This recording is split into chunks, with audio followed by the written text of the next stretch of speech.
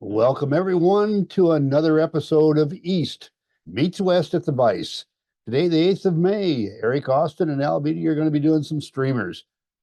I'll let Eric pronounce this one, but he's going to be tying a Chief something, and I'm going to be tying a Thunder Creek.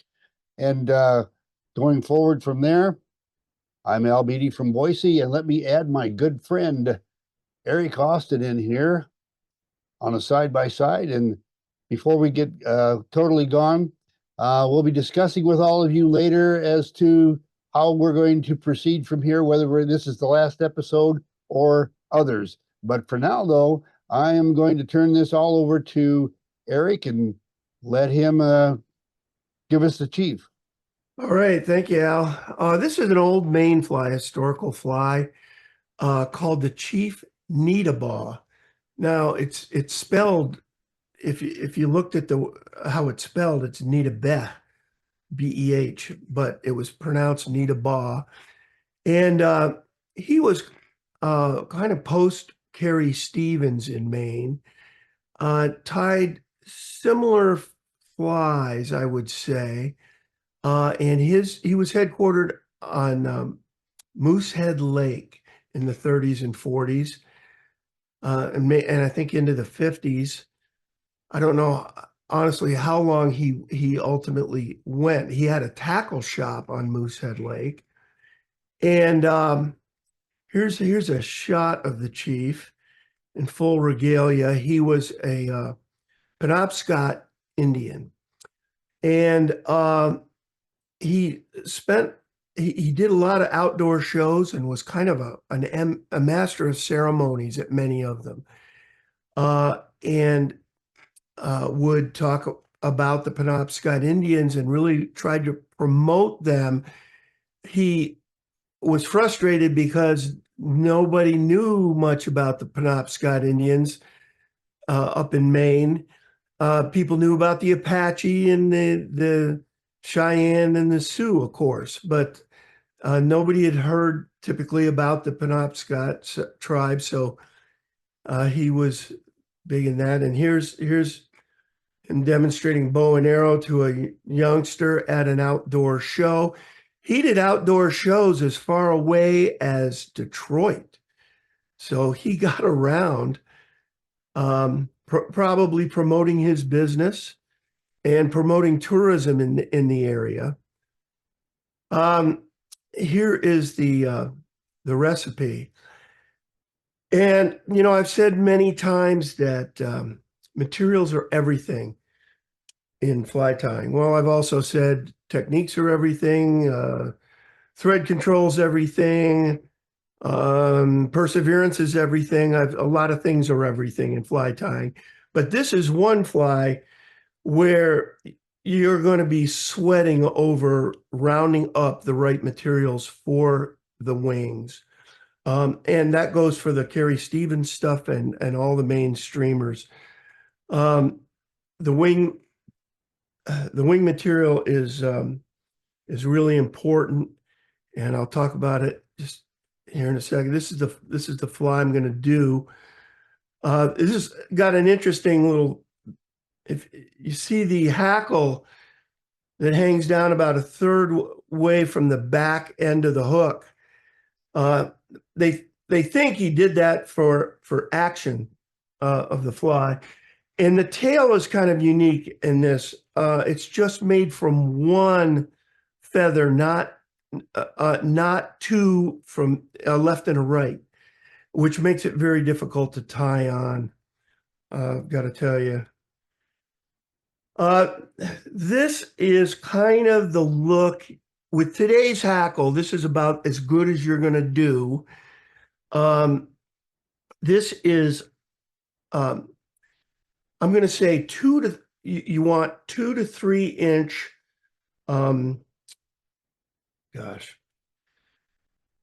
neck cock hackle, rooster hackle.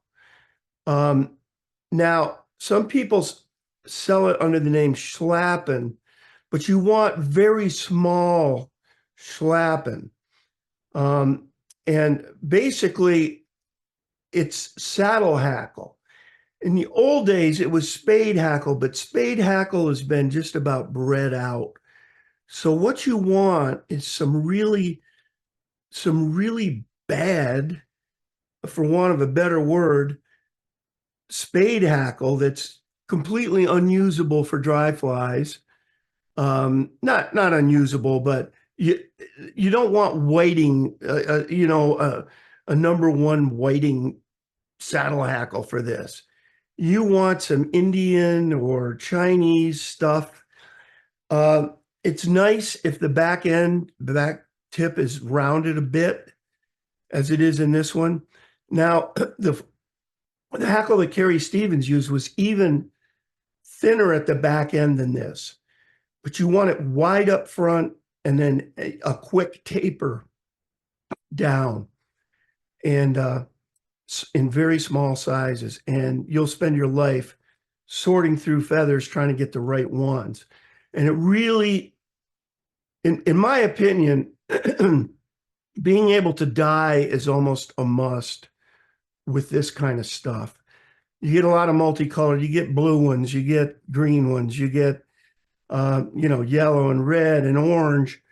And if you can dye, then you can buy from a wholesaler. Like, you can buy strung hackles from a wholesaler, a ton of it, and sort it like crazy, and then dye it yourself. Other than that, I think it would just be difficult to locate the right colors that you need, and so forth. And dyeing is super easy. We can talk about dyeing on another show, but I've already started on this just to save a little time, because it's going to be a slog, this one. And I've just taken white thread for the underbody, flattened from about halfway down. This is one of those hooks that doubles back. This hook is about a 2-aught, 4X long, not super long like the Carrie Stevens hooks. I was looking in Joe Bates' book, and there's a Chief Needabeh tied by the chief himself in there. And it uses a shorter shank than the Carrie Stevens stuff, which is typically 10X long, very long hooks on those. So first thing I'm going to tie on here is a little tag at the end of flat silver tinsel.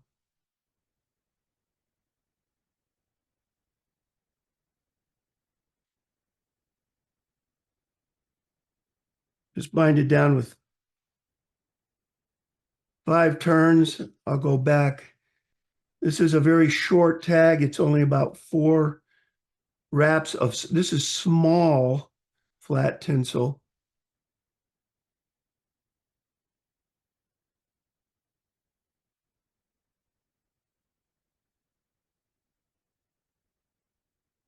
I'll back off 4 turns to try to keep the bulk down at the rear of the fly, which is always a problem with these.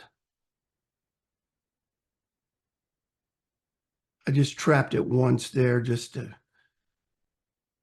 because I'm in that habit more than for any other reason.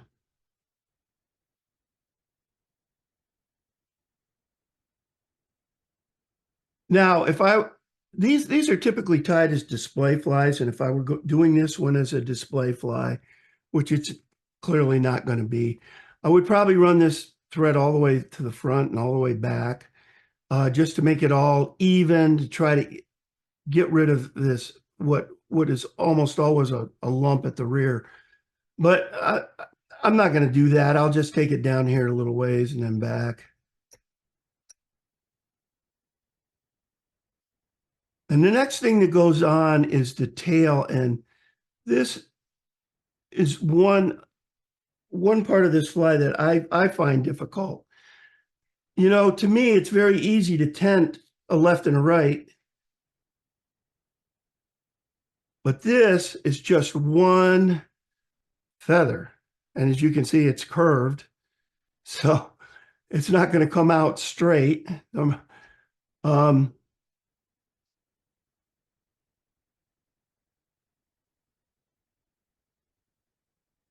So you do a pinch, try to get it situated right on top, slowly lower it down. Don't use a lot of pressure initially. And then we'll play with it and try to get it oriented. The first one I did of these split about halfway through the tying of the fly, just split. Well, we'll go with this. This may have something to do though with the action of the fly. This was quite a popular fly, and because this tail is curved, it's going to do this in the water. So that could be a good thing. I don't know. But to think that you're going to get this thing dead straight, I just good luck. That's best of luck with that. I don't think it's going to happen.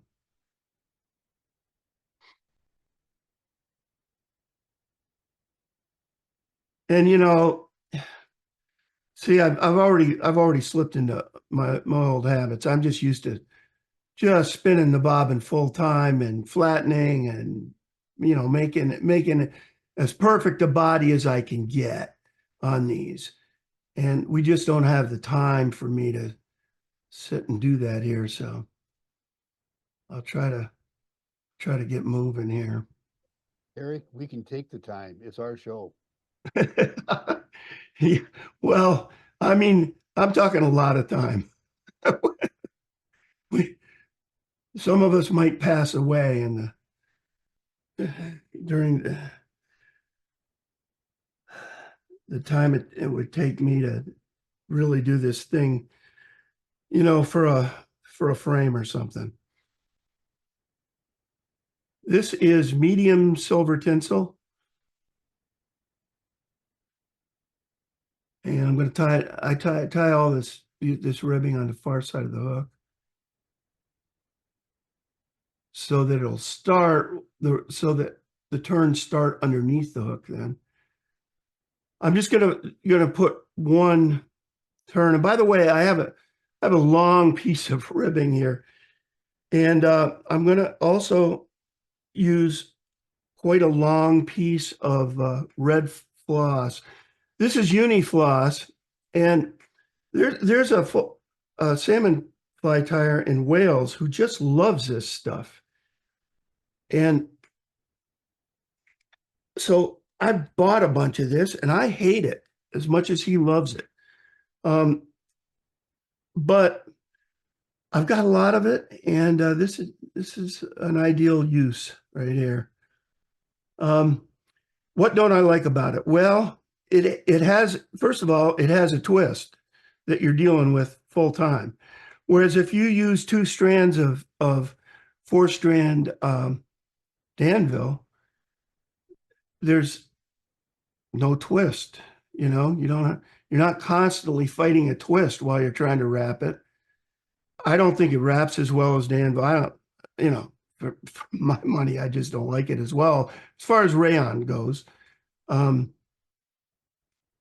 Obviously, there's some great silk out there, and if you really want it to be historical, you'd use silk on this.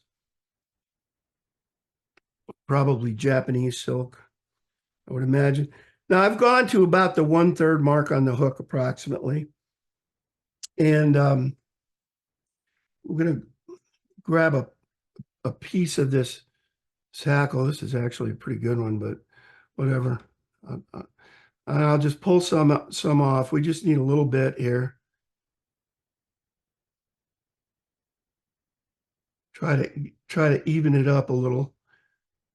Flip the vise over. Kind of get a measurement to the point of the hook, a crude measurement. Bunch it up. Tie it off on the bottom like this.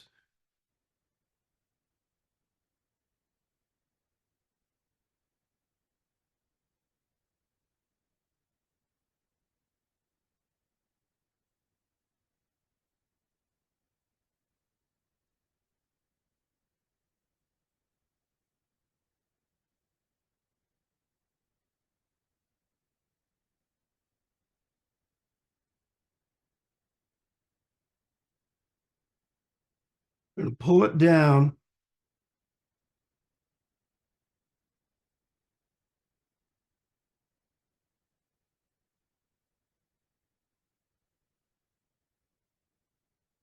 Take a couple turns in front of it to sort of spread it around and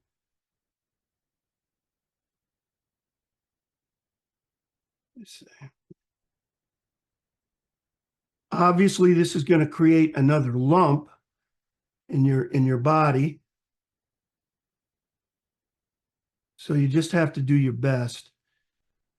What I would do on a display fly is from here, I'd go all the way forward, all the way back to here, and then all the way forward again, or something along those lines to make it uniform. All right, that's about right.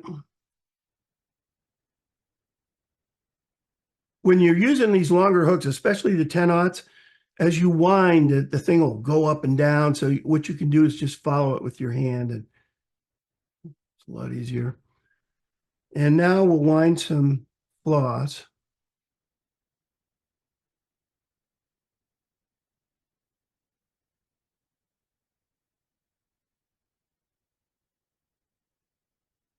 See the twist in this stuff? You have to constantly monitor that.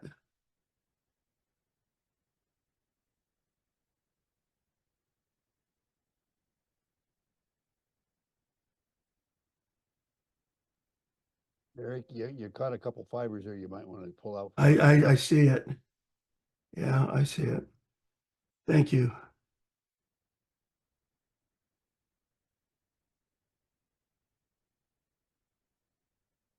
It's slow going getting started with this, but once we get rolling,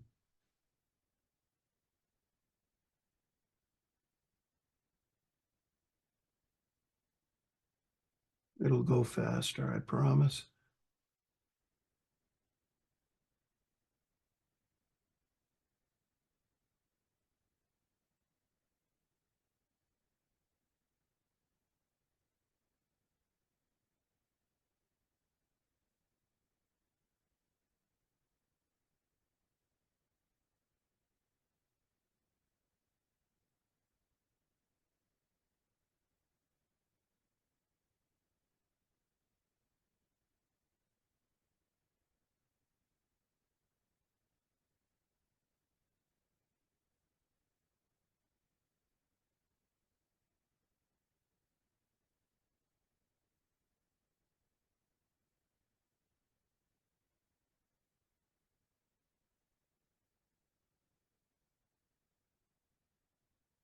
Just overlapping slightly as I wind.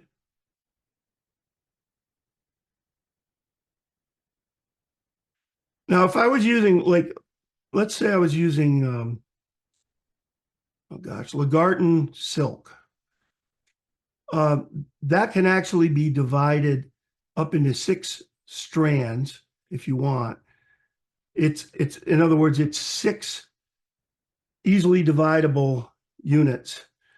I would use no more than 2 of the 6.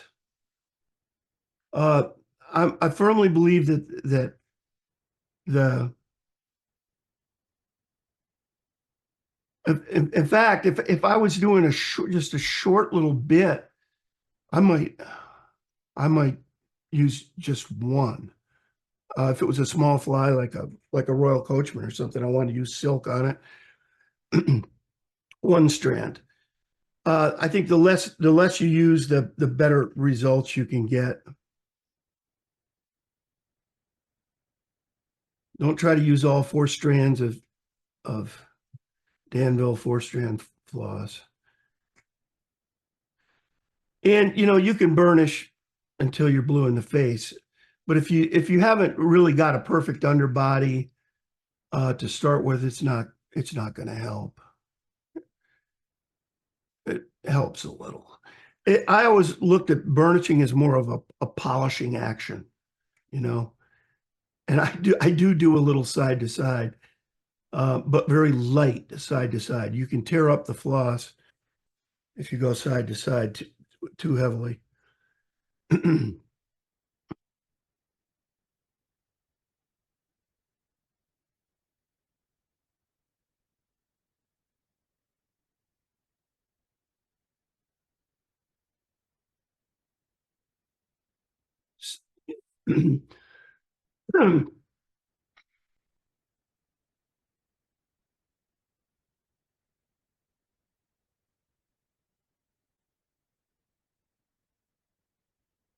Now with these longer shanked hooks, the rule of five is you don't necessarily have to follow that. Normally you want 5 turns of ribbing, but longer shank hooks, obviously it's difficult to do. And with this, in the location I put it in, it was going to be almost impossible.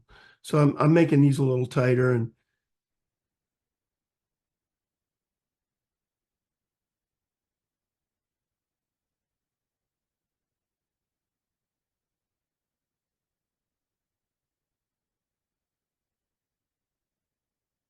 try not to lose tension when you make that move there.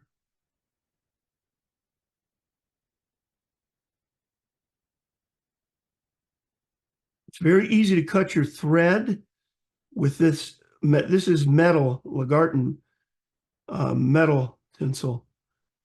So just know that.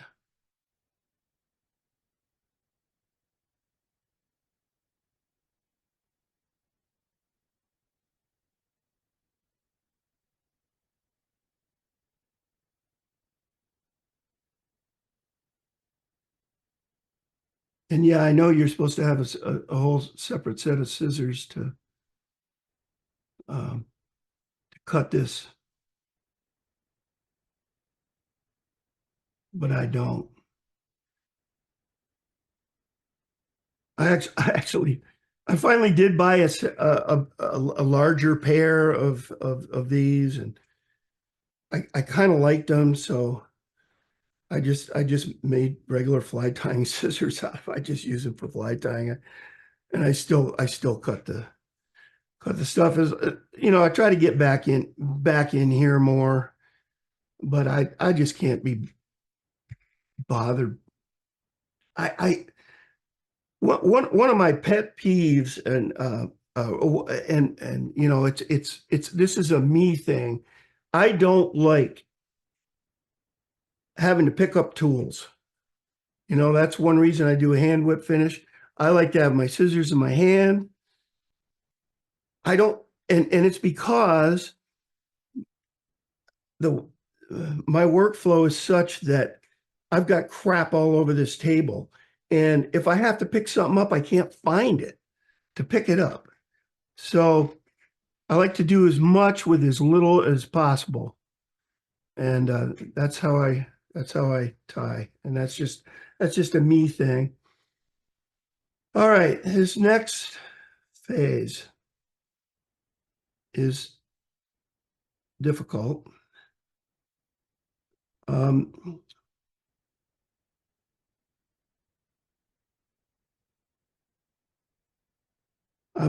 Right now, I've got some sets of feathers that I've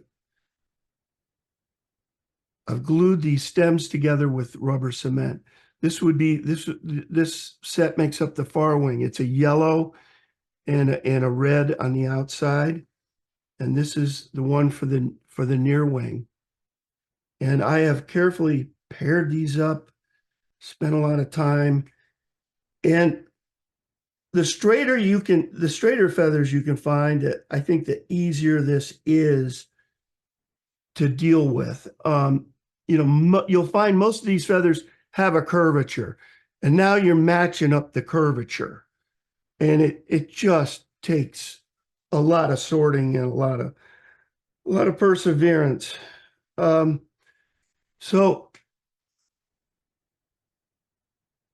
if I look at this, I'm going to want this thing to be about here and kind of level. If you look at Chief Needabeh's stuff, it's level. The stuff he tied himself. Toward that end, some of this hackle is going to obscure the front of this. That's going to happen. And this stem, if I just tied this stem in right here, like so, this thing is going to be way down. It's not. not going to be high enough. So you have to crimp crimp this down like so, and then do another crimp this way. Kind of, I think they call this a Z bend or something. I don't know. You mess with it, okay, until it's sitting the way you want. That's my philosophy. You mess with it until it does exactly what you want. And I need more angle there. So crimp that some more. You can flatten these with tweezers, which I'll do.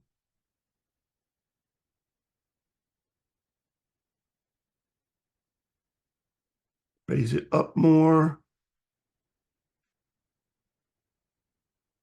You see how you can manipulate this by changing these angles, etc.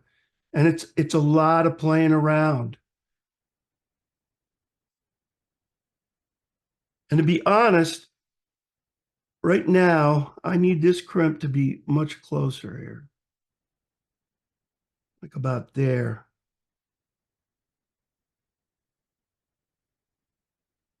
And I'll tie this in up here a little more.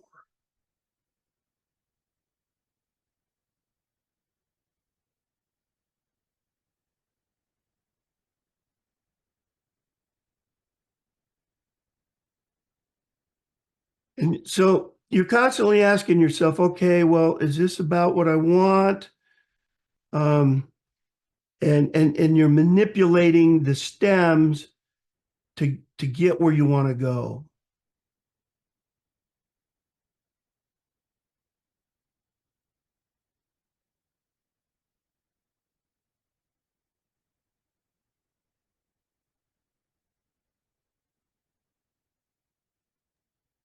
Eric, Yeah, would it help any if you tied like a small dubbing bump right to the rear of where you want to tie that feather in to have it cock up a bit? you could. Yeah. Certainly because it's gonna be obscured by the hackle. Right. That's what I And, was and yeah, gonna thought. you can do a lot of tricks. And it's just up to your imagination. But yeah, that I can see that working nicely, and that would tilt it up well. Anyway, I'm not going to belabor this. You can spend hours trying to make this right. Might draw this forward a little bit though.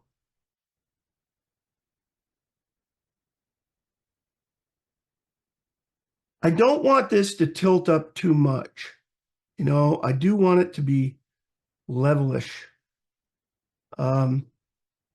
Because that's how they were done. Now, don't get me wrong. These things have been done lots of ways. I'm going to leave this alone. I think we'll let this go. I'll bind the rest of this down here. But yeah, Fred, that's a really good idea. And I'm going to do a series of these coming up, and I'll give that a shot.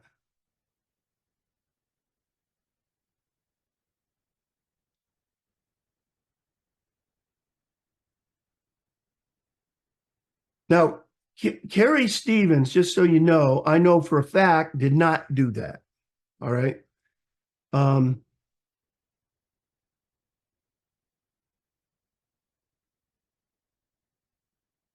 but that doesn't make it wrong. There's, as long as you get the final look that you want, I still want this. I want this up a little more. And you can bend it after the fact, raise it up a bit. All right, we'll go with this.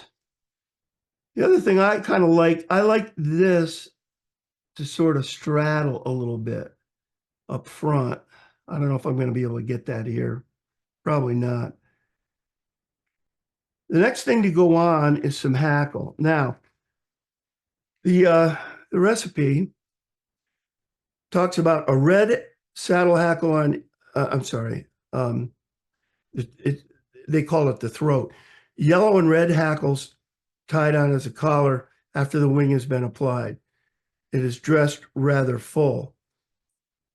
I put the yellow in here. In Joe Bates' book, it's just red hackle tied on as a collar. But if you look at the picture of the Chief Needabeh fly in the book, tied by Chief Needabeh, there is a yellow hackle for sure. So in my mind, the yellow and red is correct. Your mileage may vary on that. I don't know. But let me. So for this, I want a bigger hackle. Yellow goes on first. Hey, what you doing? What you doing, buddy? Mr. Fish?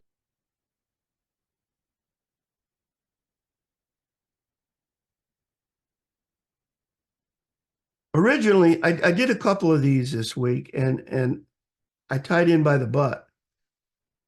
I've decided that it might be better to tie in by the tip. To try to cut down bulk.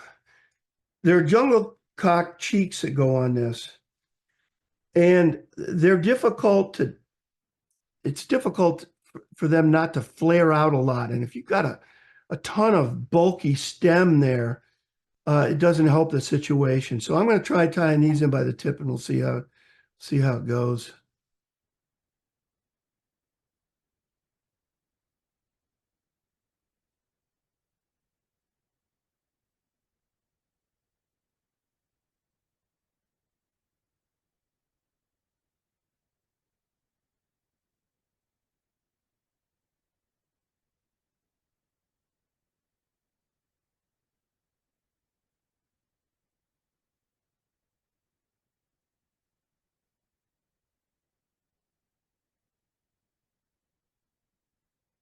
This definitely has to be swept back. This hackle needs to be folded. You could pre-fold it.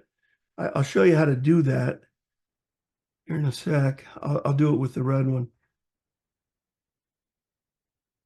And this hackle will, of course, mess up your wing every time.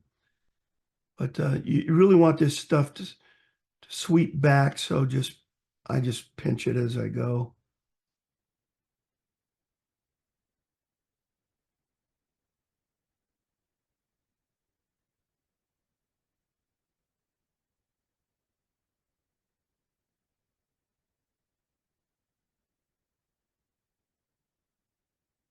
And this again is cock hackle.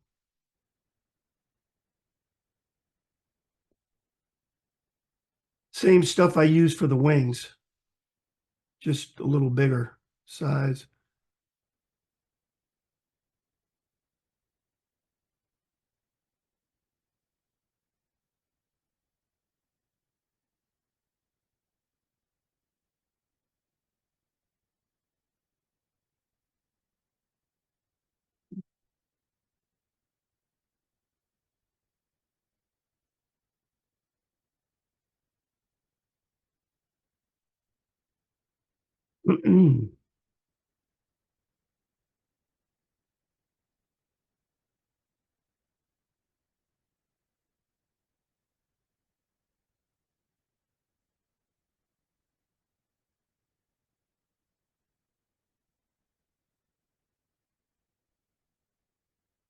Just kind of trying to get a general measurement. I want it to kind of extend up to the top of the wing, if you will.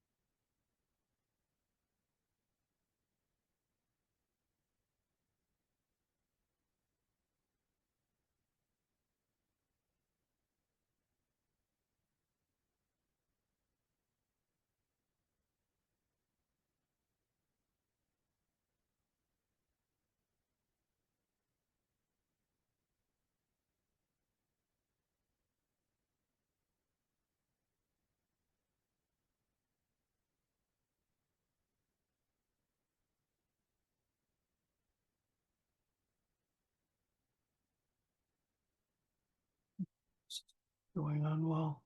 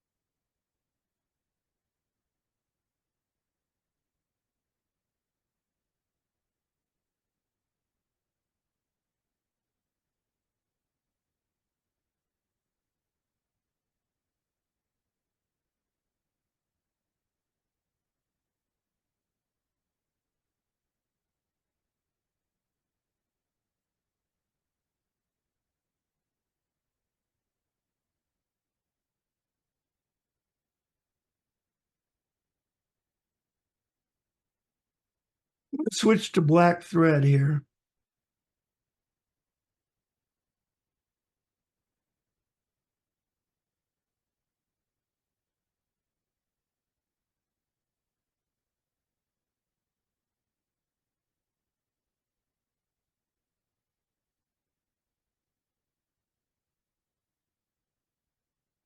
All right.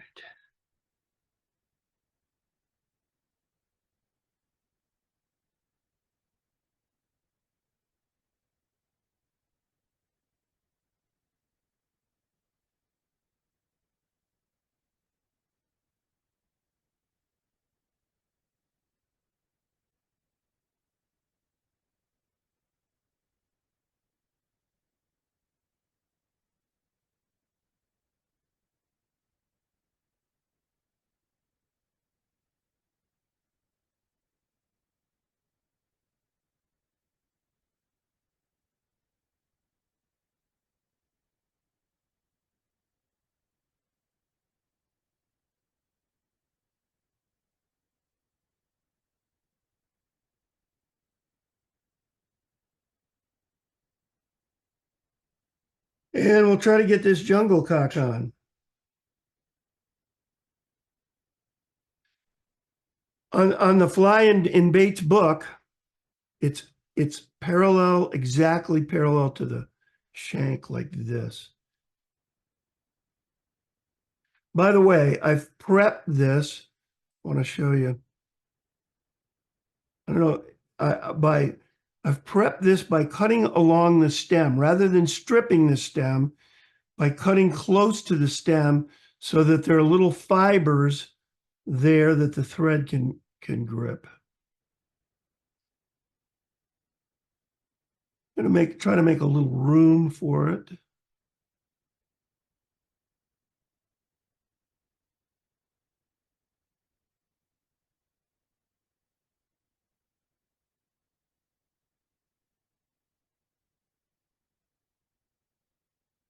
Trying to get you can see how this gets pushed out.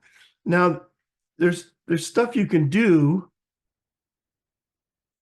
to mitigate that, and one is to do a little bit of a curve to this in this area. Curve it with your thumbnail, and we can see if that helps.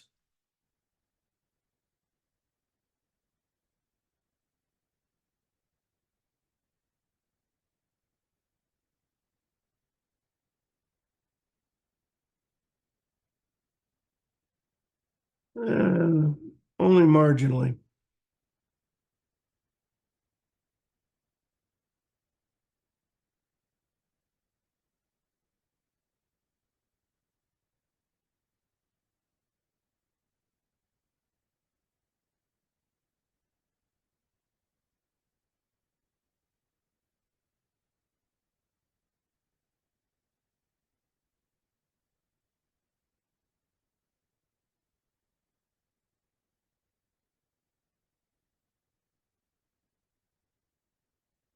Curve this one as well.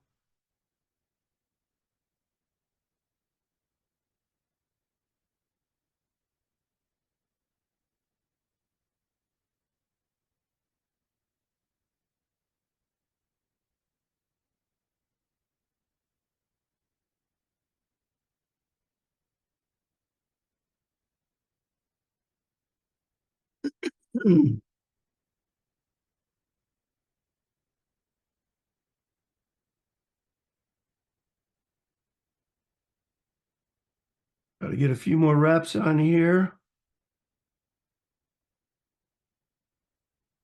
Oh, this happens. Let me fix this.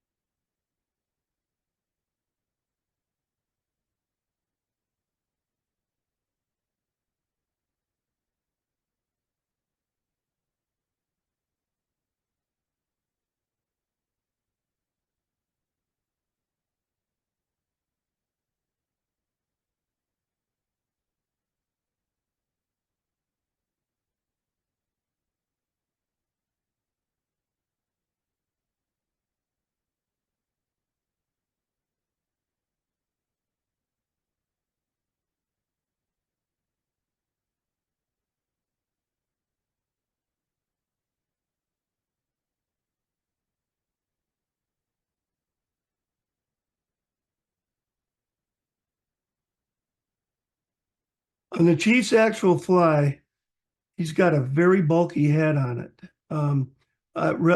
relative to what we expect to get these days.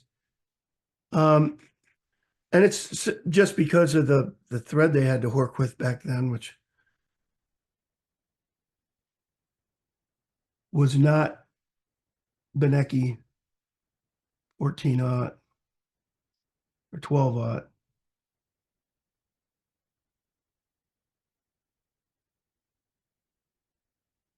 And I'm going to do one more because I didn't get coverage there.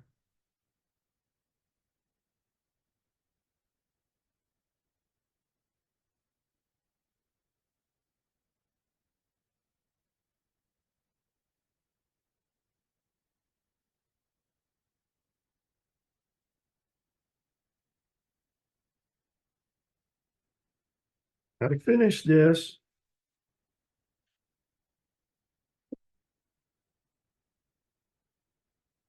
Use one of these little tiny needle bodkins with a needle. And I'll start with some grist thin that I got courtesy of Al Beatty.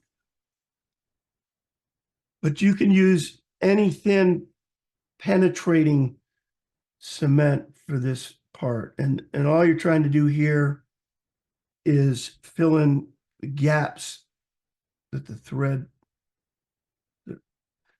just the winding of the thread leaves. You really slather this on.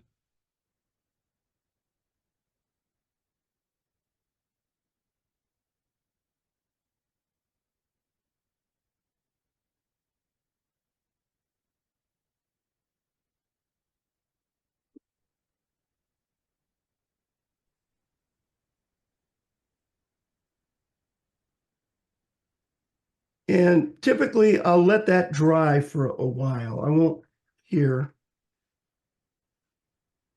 The next stage, you can use Sally Hansen's or Healthy Hoof or Celere. I don't recommend Celere. Celere will literally drive you out of a room. It's some of the worst smelling stuff known to man.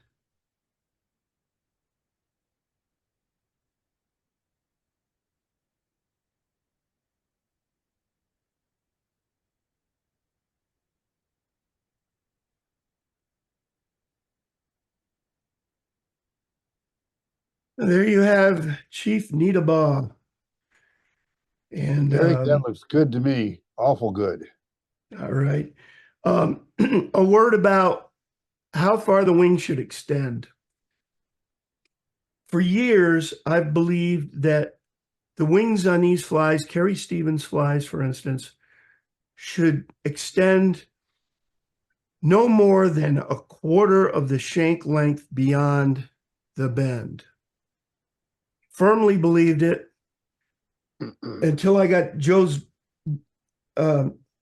Bates book out the other day and started really looking at the flies there. The Chief Needabeh, for instance, the wing sticks out another entire shank length beyond the hook. It's like twice as long as the hook. It's unbelievable. And many of the Maine flies, that's the way they are in that book. And they were tied by the original people, almost all of them. Carrie Stevens does the Gray Ghost, you know, Chief Needabeh does the, so that, once again, there are no hard and fast rules ever in fly tying. But if you get the wing too long, it can get caught up in the hook, you know, as you're fishing the fly. So just know that. And that's all I have. Any questions for Eric before we transfer to the next one? I had a Just question a great for Eric. fly. Eric, what was the date range creation wise on that fly, the Chief Needabeh? When roughly when was it the original creation date? I don't know the exact date, but I would guess in the 30s. It was Okay. post Carrie Stevens. She left Upper Dam I think in 1917, something like that. Now, by the way, this is not Rangeley region. This is Moosehead Lake, which is a different part of Maine. So would this have loosely been likely inspired by the Carrie Stevens style? Oh, you know, those. Absolutely. Absolutely. I mean, yeah, there's not a dime's worth of difference. Oh, and Herb Welch, you know, I guess I would consider this closer to the Herb Welch approach. You know, he was the black or the what is it? The Black Ghost. Yeah. And his feathers sit on top of the hook, as does the Chief Needabeh. Whereas Carrie Stevens they're more along the sides of the hook. So she was unique in that way. Eric, what catches my eye is the Mickey fin colors. Yeah, right. Yeah. Yeah. And they must have been great for brook trout because, man, that Mickey fin, when it was introduced, I was just reading an article. When it got introduced, people went crazy for it. I mean, they ran out in New York City. They completely ran out of yellow and red bucktail.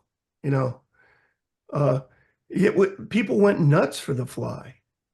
So it must have been a good one. Honestly, I've never caught a fish on a Mickey fin, and I fished too. But that's more a me problem than a Mickey fin problem, I'm sure.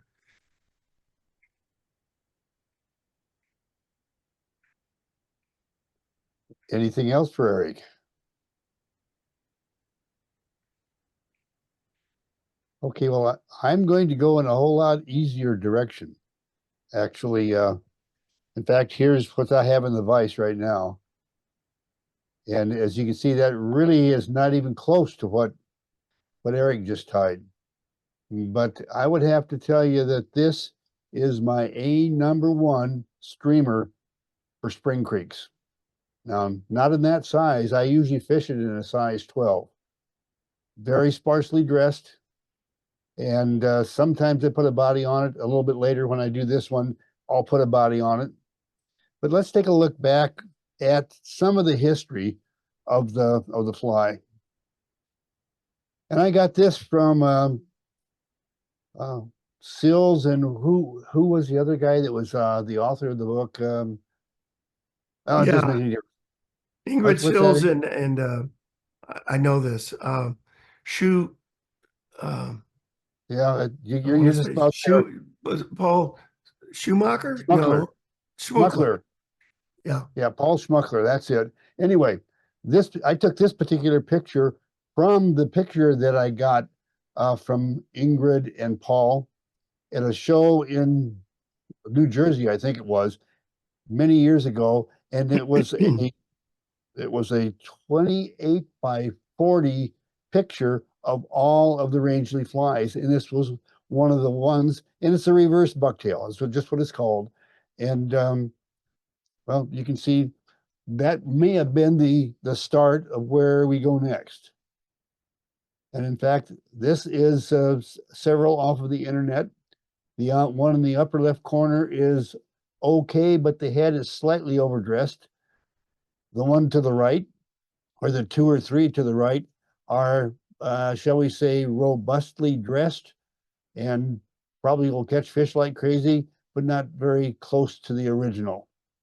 And the one in the lower left corner, with a longer wing on it, it's got a head more like we would want on our Thunder Creeks. Now this is Thunder Creeks tied by Keith Fulsher himself. And in fact, I'm going to be doing a variation of the one in the upper left, minus the eyes, which I'm not going to try to put on in front of you all in the camera, have you laughing while I'm bouncing all over the place trying to hold my hand still with paint in front of a camera. That isn't going to happen. So I'm sorry, no entertainment in that regard today. Anyhow, but we'll get into that, and we'll start with the recipe. Thunder Creek. I'm using a streamer hook, and sizes 4 to 12. And like I said, on Spring Creeks, very sparsely dressed, size 12 is my go-to streamer pattern. Now that doesn't mean that I only fish streamers on a Spring Creek, but if you walk up to a Spring Creek on a nice day and nothing's happening, not a fish raising, not a bug on the surface, swing a streamer, just a tip. And if you can, get them back under the willows a bit. Anyway, just a tip, and I'm taking that from my time as a guide out of Livingston in the Paradise Valley on Depews and Armstrongs. I've seen Nelson Spring Creek, but never fished it. However, I did fish some of the ponds that they owned in another ranch. Anyway, the thread's going to be red or choice. In fact, I'm going to use white today.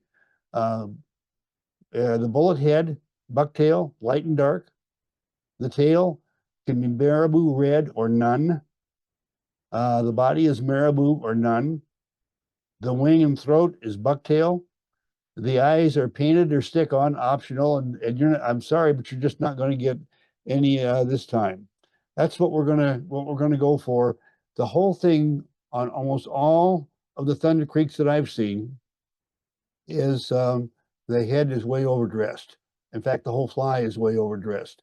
And that right there is, like I said, too big, but it'd be just about what I would use for, let's say, Armstrong's or Depew Spring Creek in the Paradise Valley.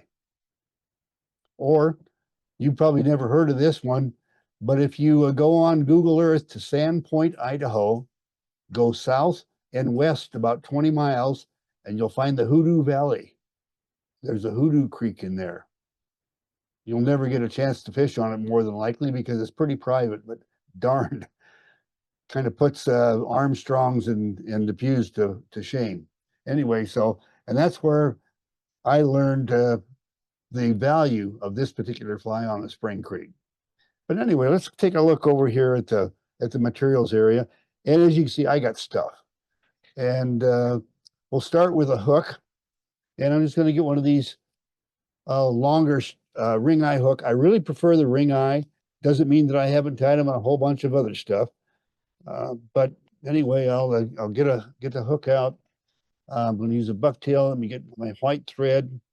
I need my extra pair of glasses. We'll get those out right now and slip them on. And This right here is a cauterizing tool. I hope I don't need it, but most of the time when you tie these, it'll happen. I've already hosed everything down with static guard.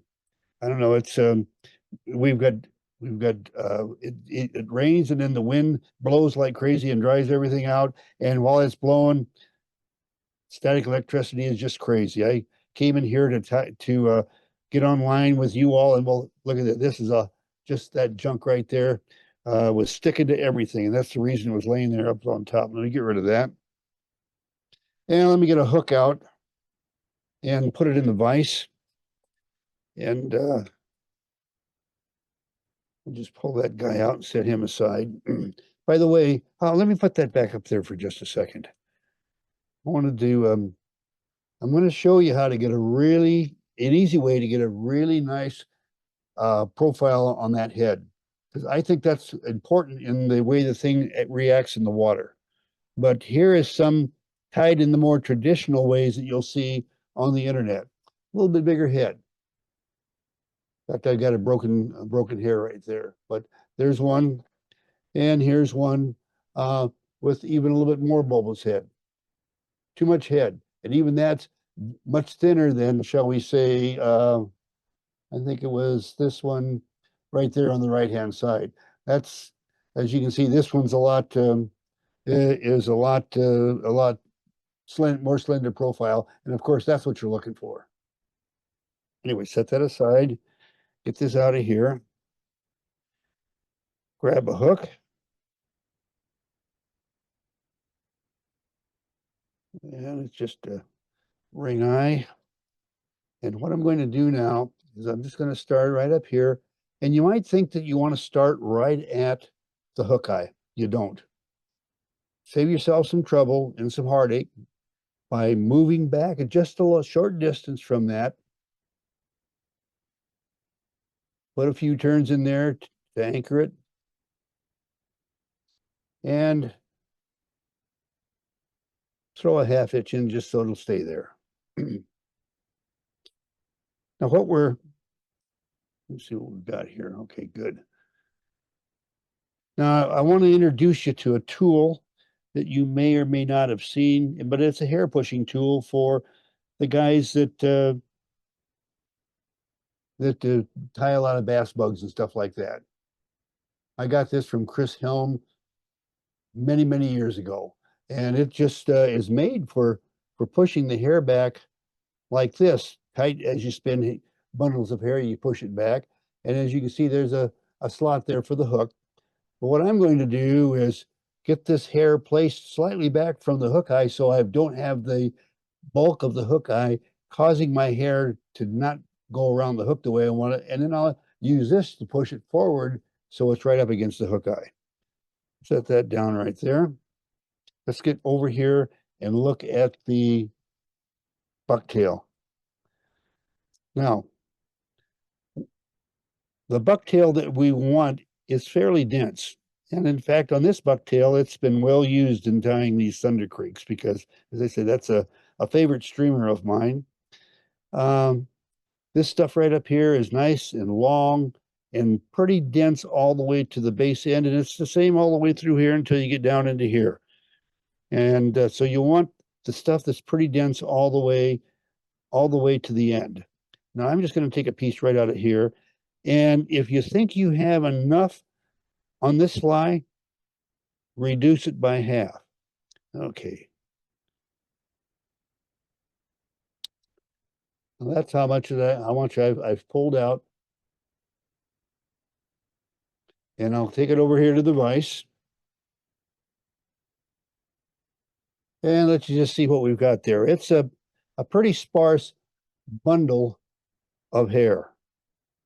Now, one of the places where you can really get in trouble on this fly is when you go to fold the wing back. You will have missed a little stubby like this guy right here. Let me pull it up here so you can, well, let me find another one. There's one right there.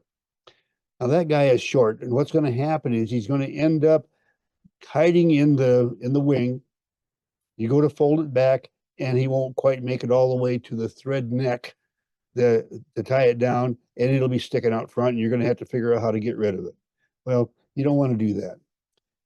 At best, try to get rid of all these short guys in here. See, if I bend that, you can see those short ones sticking up there. We want to get rid of them.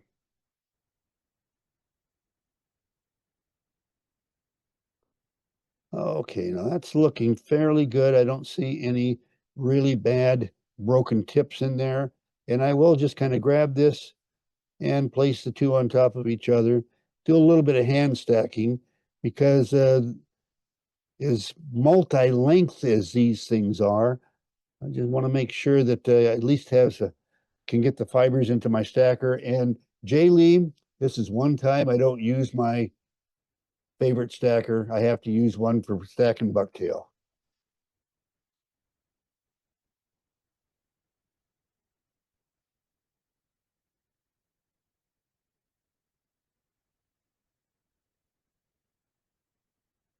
All right, now what we really want to look for here is to take it and bend this and look for any of those short guys, because believe me, talk about being a pain in the neck is for to have them sticking up at the wrong spot.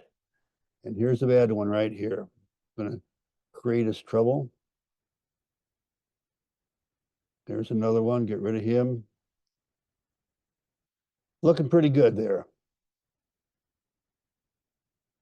Now I'm just going to, you would think that you'd flip the hook over and tie it on the bottom. And if you want to stick yourself with a hook point, be my guest. I don't. So I am going to measure this for length, and I want this to be as long as the hook, plus about the gap. So let's see, I want it to be about that length right about there. Now what I'm going to do is set it on the side of the hook with snug but not real tight turns. Snug that up, trim off the waist, really short. And now I'm going to tighten up and kind of spin that around, give it a twist around, if you will, so it goes to the bottom of the hook. And what I'm going to do now is I'm going to take a look to see if I've got that distributed the way I want it. Remember, I think it was a class, I don't remember if it was last Friday or maybe it was in this East Meets West. I talked about redistributing your materials. This is one place where you redistribute it, twist it around, grab it here, pull these fibers over there, but make sure that they're all the way from one side to the other so that you don't have any holes in the head. So you can see right there what I've got is I've got it spread out all the way across the bottom of the hook. Now I'll just go ahead and anchor that down. And now I'm going to go over here, and we need to talk about the natural stuff. If you think down here where all these long, dense ones are located on the underside, the stuff that's really great for streamers, if you think you're going to find the same thing on the other side, boy, do I have a surprise for you. This stuff is just fur. It's almost guard hairs like you get out of the hare's ear. Very short stuff anyway. What you're going to end up, the better hair for this is clear down here. And let's talk about why that happens. Now, I know I've done this many times with you, but here is a picture of the full hide. The great wing and tailing stuff is all along here. You already know that. Well, guess what the tail is? It's an extension of all of this. And the top of the tail has a lot of dense fibers in it that come back just like it does on the other hair along the backbone. And it has a lot of flare in the butt end, but the tip end is pretty dense. And that's just what we're going to use, is a bundle just about like that. I'll move back over to the vise. And let's just take a look here. That's looking pretty good. Remember, we want to stay sparse, but I took a lot more of this because I am going to get rid of a bunch of really short stuff that probably is about from here to here. If I bend that, you can see there's a ton of short stuff in there. Now I'm going to move away from my camera. I don't want to get this all over the camera. And I'm going to go out over the waste bin and just rapidly run my finger up and down through that. Okay, that looks pretty good. And we'll take it back over here and put it in the stacker. Now I'm going to give you a tip on how to avoid a problem. We got a problem right here. Guarantee it's going to raise its ugly head. And I'm just going to reach over here off camera and bring this into play. Now, what does that have to do with tying flies? Well, you're going to find out here real quick. I'm going to start first, though, by getting just a little piece of this Scotch tape, about like that, and I'm going to fold over each end just a little bit. And I'll fold over the other end. And then I'll move over to the camera that's on the vise so you can kind of see what I've got. You can see that I've got it folded over on both ends, and I'm going to flip it over to the sticky side and take my thumb and just stick it to it several times. Because I want to get rid of most of the stickum, not all, but some. And I just want to slip that right in here. And it's going to help me keep my white and dark separated. That's all that's going to do right there. See? Now I'm just going to go ahead and tie on my dark now after I stack it.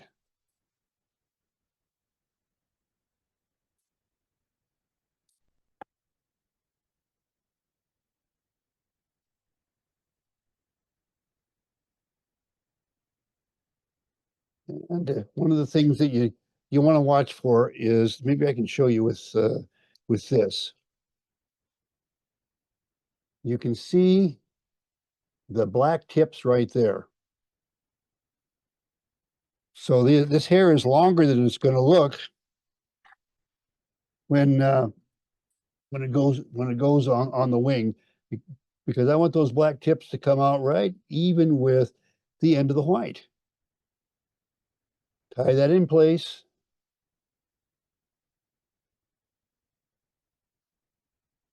Take a few turns. Cut away the waste. Now, where most people run into trouble is they think that they need to extend this waist clear out to here to the back of the head. And that's how you end up with a head that's bigger than it needs to be. As comparison, this one was, you can see what it has under it. Let me take a couple more wraps just to kind of keep it in place there. Bring this into play. There we go, good. Now I'm going to wrap over this, wrapping back to the end of what I call the head area. Now I want the head to be about as long as usually the gap of the hook, or maybe a little bit bigger. And I want to make sure I fill this in. I don't want any of the hook showing through. Because one of the reasons I'm tying with white is one of the things, the little anomalies you have to deal with, is this white hair. If there's any way that it can show a little gap of the underbody, it will. And if you got a white underbody, it's not so easily seen. I know I'm cheating, but that's all right. All right.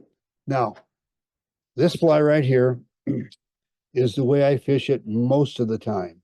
But I was feeling so bad that all the stuff that Eric was putting on the hook of his fly, I said, well, geez, I better dress mine up a little bit too. And I went and got some red chickaboo.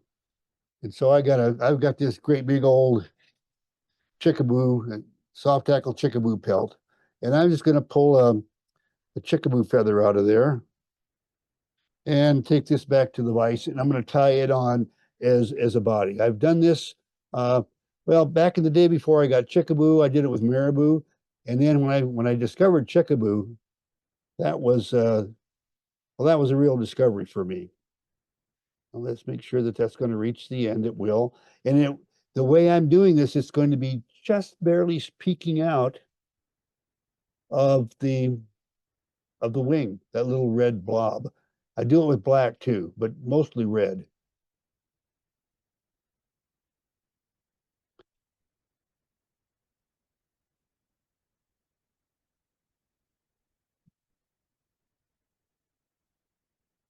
right.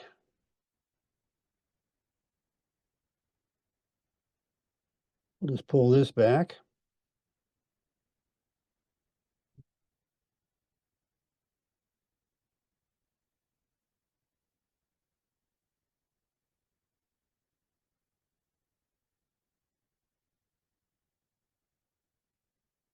Gotta come forward just a little bit. Didn't get there. That's what I want right there. Good. All right. Got that one. Good. All right. We'll just kind of hold that in place temporarily while I get the tape out of the way.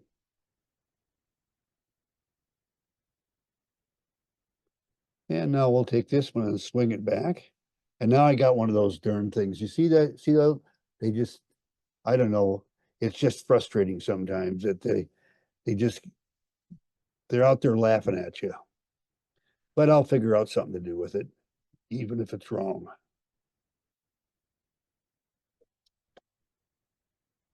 Now you see how that thing bubbled back up on me? That isn't what I wanted. Well, I guess I'm just going to have to remember you can't pull hair tight. You have to push it tight. I don't care if you're tying humpies or what you're doing. I'm going to have to press from up front here and relax my thread turns a little bit.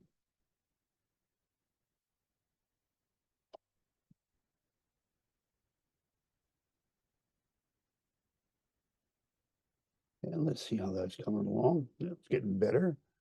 Yep, it's looking better.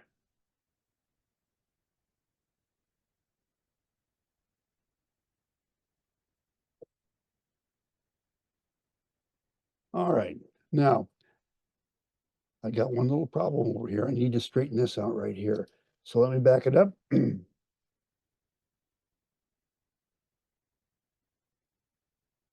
that just a slight twist. Looking better. Now I have this guy right here. Just sad that that had to show up like that. Now, I don't have a fancy tweezers like Eric does, but I've got a pair. I'm going to try the tweezers.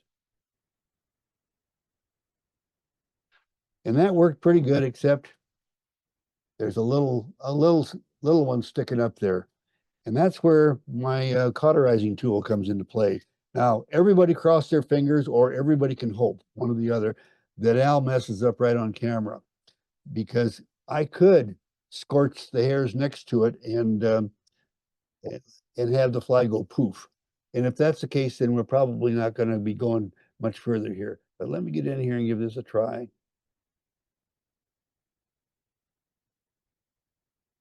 Okay, I got lucky there. Didn't burn anything. And I'm just going to go ahead and whip finish this guy. And the only thing it has to have now is eyes and a coating of glue over the eyes once the eyes are done. Now there's one thing that I want to do here. I got the whip finish in there, and my top wing is sticking up just a little bit too much. I like the profile of the bottom one, but I need to do some, we talk about the buffer zone a lot in our fly tying, and I'm going to use a adjacent buffer zone now to wrap some softer wraps of thread here, 2 or 3, to pull that profile of that wing in just a little bit. Need a little bit more, just another.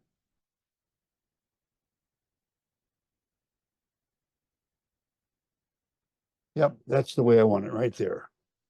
That'll give good action in the water, but not too much.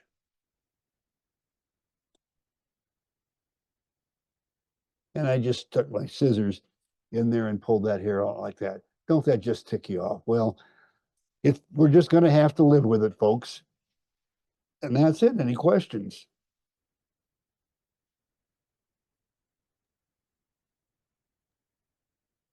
I like the buffer zone idea. Yeah, that makes total sense. That's great. Good Anyway, looking fly, Al.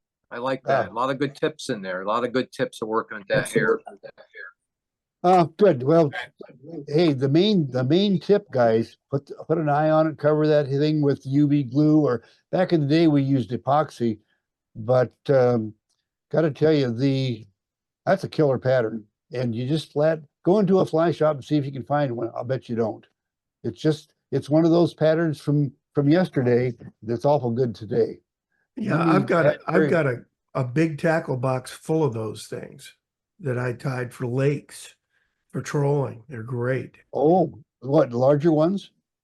Yeah, a little bigger than that. Not a ton bigger though. No, surprisingly enough. I used to fish in some Indiana lakes with Jerry Drake, who was a fixture at the fly shows I did in Ohio. And Jerry Drake was a manufacturer's rep for Whiting Farms. I hired him when I was a marketing director there. Yes, I know him. I but know.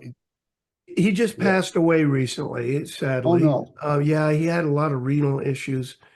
But yeah, we'd go out and he had a boat and troll, and there were good sized trout. I saw Jerry catch a 21 incher on it was a kind of a brook trout imitation, but the Keith Fulcher style, you know, and that's a great fly, that's for sure. Well, I got a chance to. Okay. Well, the way the story goes, and in fact, share these with you guys.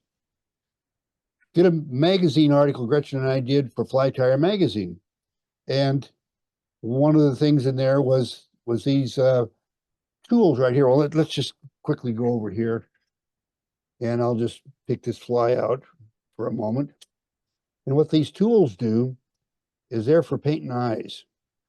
All these are is finishing nails that have been of different sizes with the head completely cut off or a larger finishing nail in order of small, medium, large, extra large.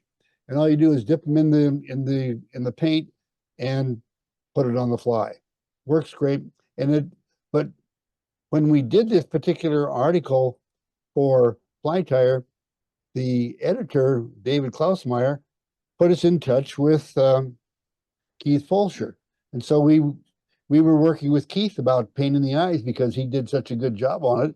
And anyway, long story short, this is back in the days when we still wrote real letters instead of a lot of other stuff. And anyway, Keith and Gretchen and I corresponded back and forth, and eventually we did some emails back and forth. And then I don't know, we kind of fell out of touch with each other, but I I learned the trick of tying the nice slender heads from him at that time. And then, of course, if you get his book, you'll find it there anyway. But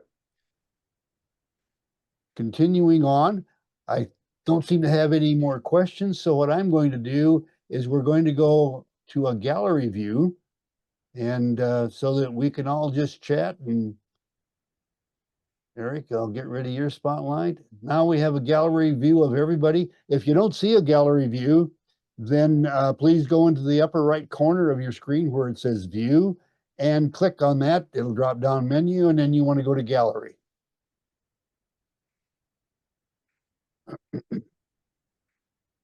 Oh, Any there's chance- Jim. I didn't know Jim was here. Hey, You're muted, Jim.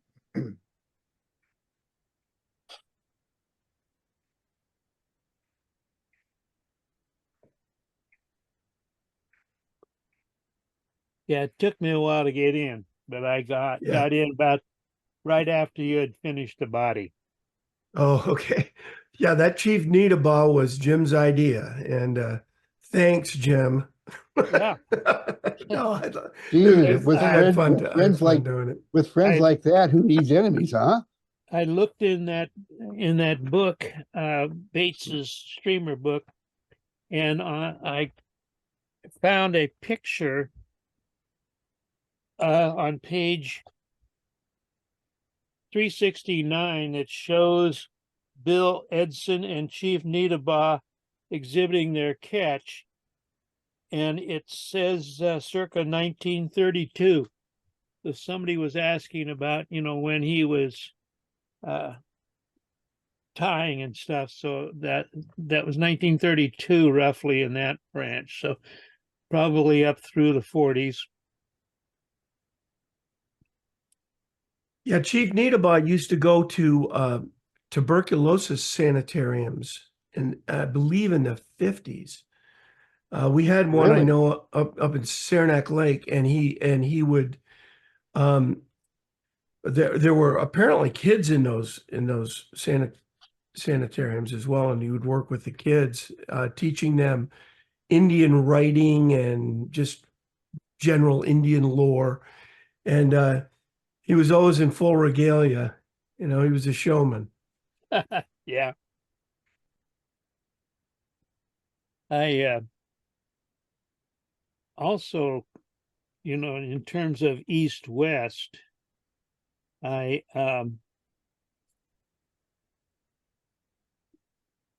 put in my vise one I've completed. Now, when you Let me look, spotlight Jim. Let me spotlight you so we can see that a little bit better. yeah, There we go. okay, now this is a pattern that was developed by Sid Glasso, and he took the classic streamer patterns for Atlantic salmon, but what he did was he adapted it for the steelhead of the Pacific Northwest. And when you look at the feathers that he used, when you got back into this area here, it differed from a lot of the East Coast streamers where they used more of a little broader. It would be a little fuller in the back. And you could think of it in terms of maybe the East Coast, they were imitating more of a bait fish, so you've got a wider tail. So that, and Sid Glasso, and this one isn't quite as narrow as it could be. He would get the feathers that were much narrower, and he wanted it to hug the top of the hook. He supposedly didn't tint his, but when you look at some of his, they almost appear to be tinted. Also, the end of the fly was often even shorter than this. It just went almost to or a little bit past the bottom edge of the hook. No tail on it. And this was the orange heron. And what he did was he used a lot of the West Coast streamers moved towards trying to get heron hackle to do all of the motion, to wiggle and stuff. So he didn't need the tail and a tractor back there. And quite often either teal, sometimes we would substitute gadwall if you couldn't find nice long teal for the throat. And that's one style, and like when you compare it with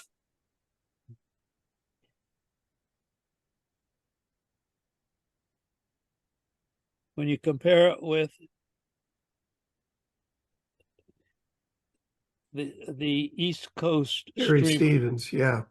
there's quite a difference in size. This is an Alec Jackson 3/0, and this one I think is a 7XL. But that's the Carrie Stevens, and then you've got the long body, and you've got many more ribs. And West Coast pretty much stuck with the 5 ribs. And quite often the body started way forward of the hook point. Yeah, Almost Jim, I did some I did a spay fly article for Fly Tire, and I did some of the Glasso stuff, and I noticed the bodies were well, and on classics they are too. Like on the Knox stuff, they're short, but the body's real short, and those wings typically way shorter than the Eastern streamers, like you're saying. Yeah. And this fly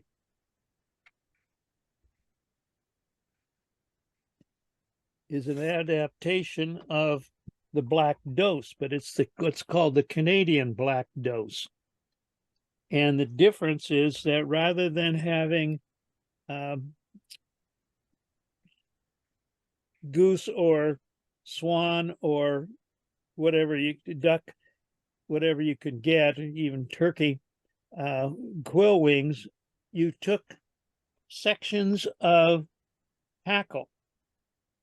And it's called the DeFeo style of taking a hackle, where you've got part of the stem and you cut it and you've got fibers coming out like that. And then you tie them on and pull them through, but you bunch them up together so that you get much more of a blend. Now it blends more on this side than it does on this side. And you didn't have to be too worried about how well they blended or didn't blend together, but you've got the yellow, blue, and red, and then you've got the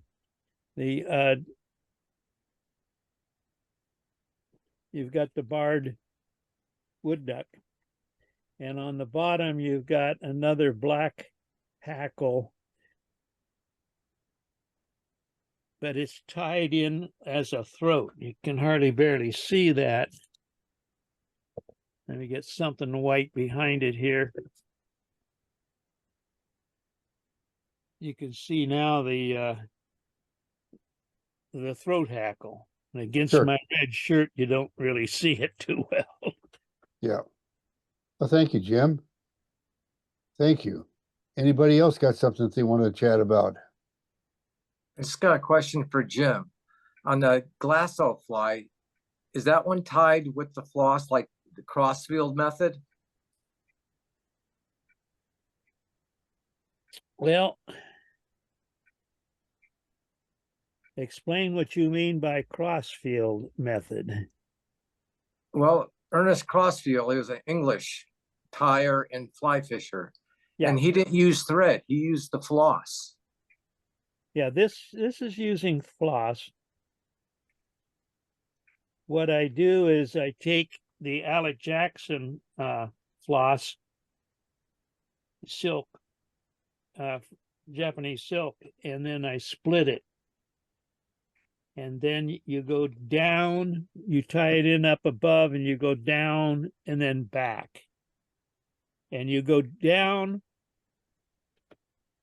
side by side. And then when you come back, you use a very slight overlap. If you overlap coming back, what it will do is taper that body so it goes from small to large as you come forward.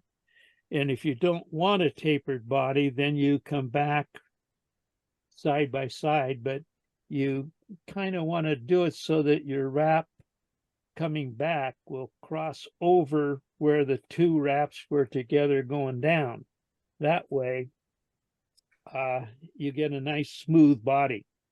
But Jim, you're tying that floss in at the front and going back and forth with it, correct? Winding the floss. Yeah. But you're still tying it in with thread. And I think Lou is talking about a different method that where you're tying with the floss. Is that correct, Lou? Yeah. Oh, yeah. Okay. You know, they used to call it silk, tying with silk. And I have been confused about it my entire career. you know, they would talk about tying silk. Well, is that thread? Is that silk? What are we talking about? I don't know. Yeah. I never have known. Yeah. I basically, on most of these flies, have been using the UTC. And I've been switching a little bit to the Vivas because you can go to a smaller, 14-aught or even 16-aught, but those are I usually save for trout flies. But the UTC gives you some nice shining long fibers, or at least the thread, and the colors are pretty vibrant.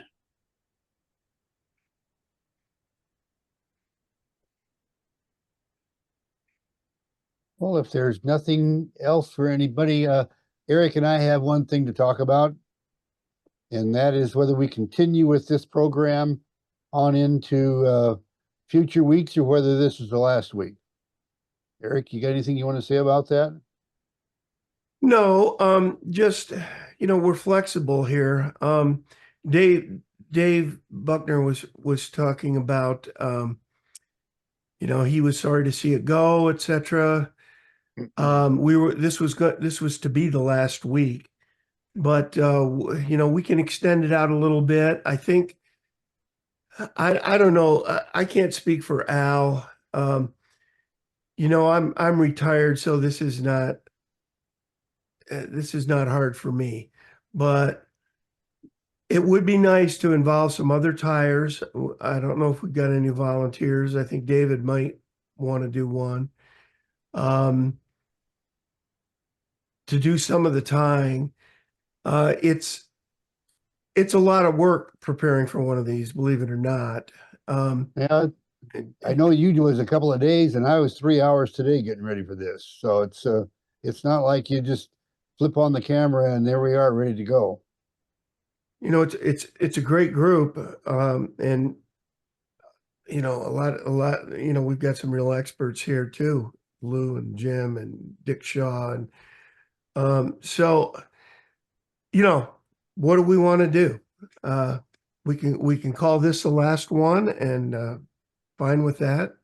If you want to keep going for a while, we can do that. Well, I don't know about going dying. also. Oh yeah. You Go ahead, mentioned David. dying earlier. Are there even some topical subjects that we could discuss and versus a demo that doesn't require a whole lot of upfront prep, but just an open forum discussion? Sure. I mean, I've got a dying video that I can show, and then we can discuss it and improve it, and come up with other ideas for dying. We could do one on dying. That'd be great. You want to try that next week, Eric? Sure. Yeah, Okay, well, let's talk about dyeing materials and have a group discussion about that.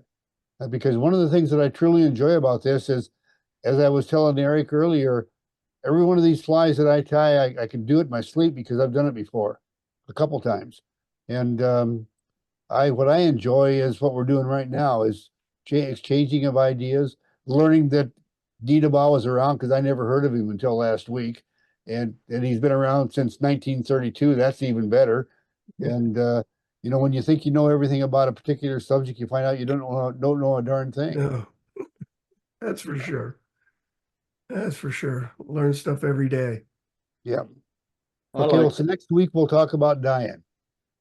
I like the idea of continuing it. I learn something every time, whether it's this or other videos. I have the time and enjoy participating. Okay. All right. Okay, so we'll continue for a couple more weeks anyway.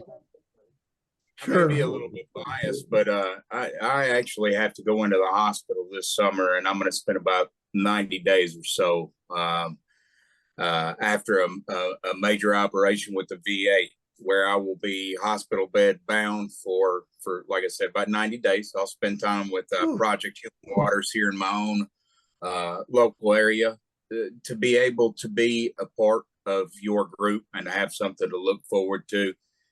Even if you're not tying, the discussion itself, the swapping of ideas, and like Al said, you know, when you think you know it all, I don't care if you believe you've read the entire internet, you'll find something new each and every time you look.